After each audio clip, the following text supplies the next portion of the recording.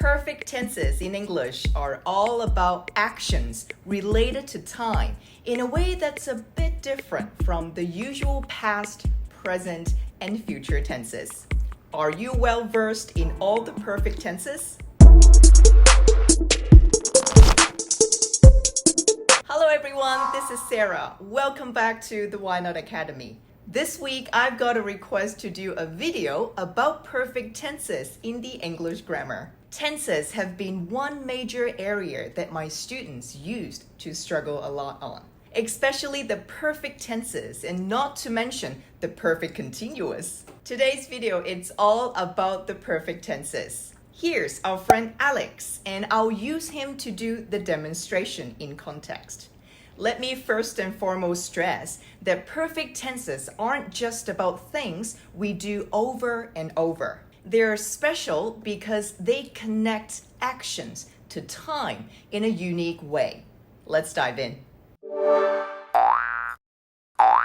The present perfect tense helps us talk about things that happened at some point in the past, but we're not too hung up on when exactly. It's great for sharing our life experiences, noticing how things have changed over time, mentioning stuff we've finished that matters right now, or talking about things we've done again and again. It's all about connecting our past actions to where we are today. We often use the present perfect tense to chat about big milestones and achievements because these are things that happened in our past but still mean a lot to us today.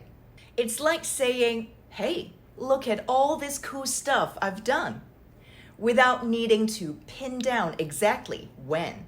Whether it's traveling to new places, picking up a new skill, or hitting personal goals, these actions shape who we are now.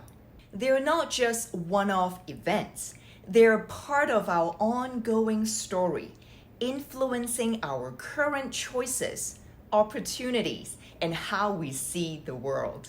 Let's look at these 3 sentences about Alex. Alex has discovered his passion for reading, which has set the foundation for his lifelong love of learning. He has volunteered over 200 hours at the local animal shelter, deepening his dedication to community service. Alex has continued his commitment to making a difference, leading environmental initiatives in his community. In the context of Alex's achievements and life journey, the present perfect tense is used effectively to highlight how past actions continue to influence his present situation and identity.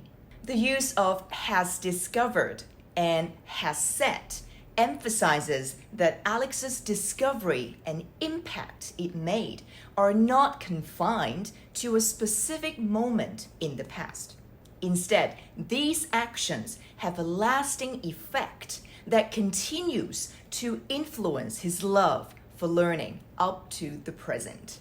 Has volunteered indicates that the action of volunteering occurred at various times in the past, leading up to now. This ongoing action has contributed to deepening his dedication, showing a progressive development in Alex's character and values over time. By saying has continued, it's made clear that Alex's commitment is an ongoing process that began in the past and persists to the present. This continuous effort underscores the enduring nature of his dedication to environmental causes, highlighting the persistent impact of his actions on his community. So, as you can see, this use of tense reinforces the idea that our past experiences and achievements contribute to our ongoing growth and identity. All right, now let's shift our focus to the past perfect tense to understand how Alex's earlier actions set the stage for memorable events in his life. The past perfect tense is super handy for a couple of reasons when we're talking about stuff that happened way back. First off, it's perfect for chatting about things that got done and dusted in the past and don't really have anything to do with what's going on now. And second, it's great for when you've got a story with a bunch of things happening and you need to make it super clear which thing happened first. It's like laying down the backstory so that everyone gets the timeline straight. Okay, let's look at these examples. Alex had reviewed his notes countless times, ensuring every word was ready to make an impact. He had captivated the audience thanks to the research and anecdotes he had woven into his speech. After receiving a standing ovation, Alex had realized his speech had exceeded expectations, leaving a lasting impression. When we are diving into stories about a really special day in the past, like the day Alex rocked his keynote speech, we lean on the past perfect tense to get the vibe right. Before Alex even hit the stage, he had reviewed his notes countless times. This shows us he was all prepped and ready way before the spotlight hit him. It's like the groundwork for his big moment was already done.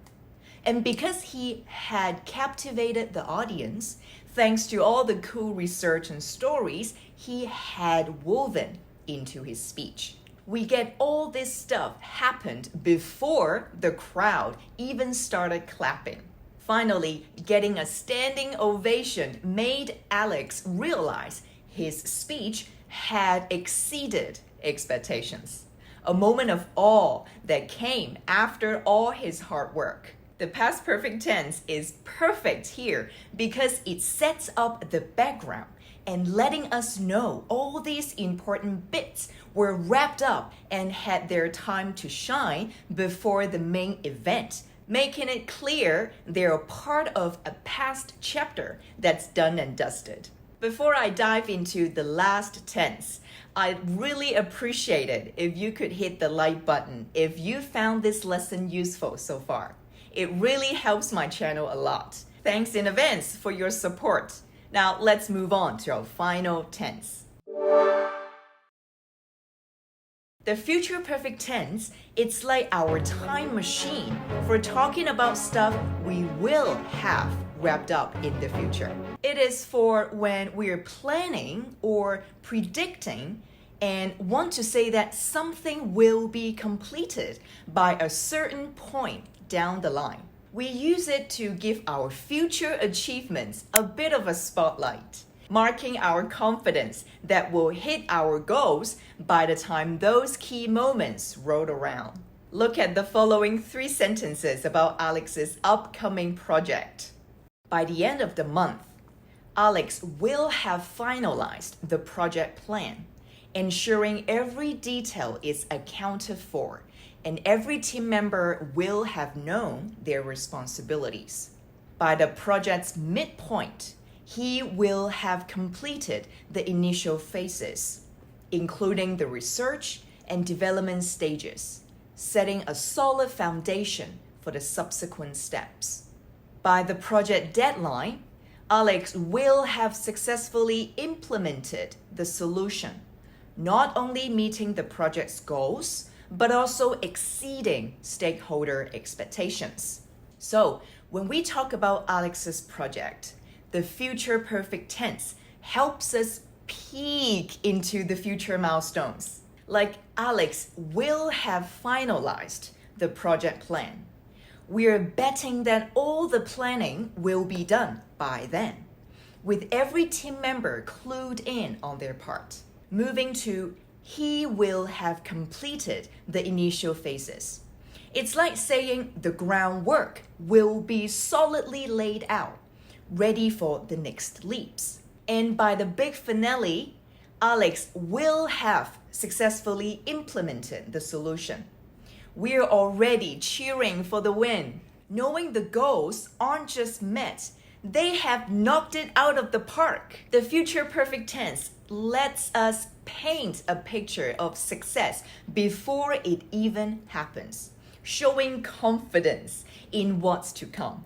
And that wraps up our journey through the world of perfect tenses. We've dived into how these tenses not only highlight our actions over time, but also connect those actions in a meaningful way to our past, present, and future. Whether it's achievements we are proud of, experiences that have shaped us, or goals we are setting, perfect tenses help us share our stories with clarity and depth. Now, if you're curious to explore even more about tenses, I've got something special for you. A while back, my son and I teamed up to create a fun, comprehensive video on all 12 English tenses. It's a great way to see these tenses in action and add another layer to your understanding. So if you're interested, definitely check it out. I hope this lesson has illuminated these powerful tools of English and inspired you to practice using them in your own conversations and writing. Don't forget to hit like if you found this helpful. Leave me a comment, and if you haven't already, subscribe for more insights into the English language. Thanks for watching, and keep exploring the richness of English tenses in your journey to mastery. I look forward to seeing you next week. Bye for now.